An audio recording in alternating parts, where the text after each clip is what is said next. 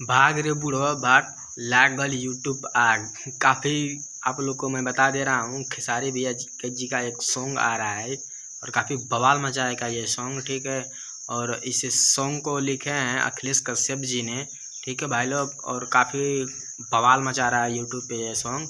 अभी इसका एक बैनर, थोड़ा सा पोस्टर वायरल हुआ है और मैं आप लोग को बताना चाहता हूँ भाई लोग, क्योंकि जो खेसारी लाल के साथ जो सिंगिंग किए हैं उनका नाम है अनुपमा यादव। आप लोग अनुपमा यादव को जानते ही होंगे, काफ़ी यूट्यूब पे उनका सॉन्ग आया था अभी खेसारी लाल के साथ डुएट, बाबू आओ ना।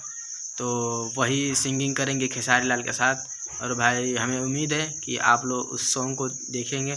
और भाई हाँ, मैं बता देता हूँ, उस सॉन्ग को देखने के लिए ग्लोबल म्यूजिक जंक्शन पे जाकर वो सॉन्ग आप लोग को मिलेगा, ठीक है भाई। बहुत ही जल्द आ रहा है और कब आ रहा है मैं आप लोग को बता दूंगा कि कब भोजपुरी म्यूजिक जंक्शन पे आएगा, ठीक है भाई लोग।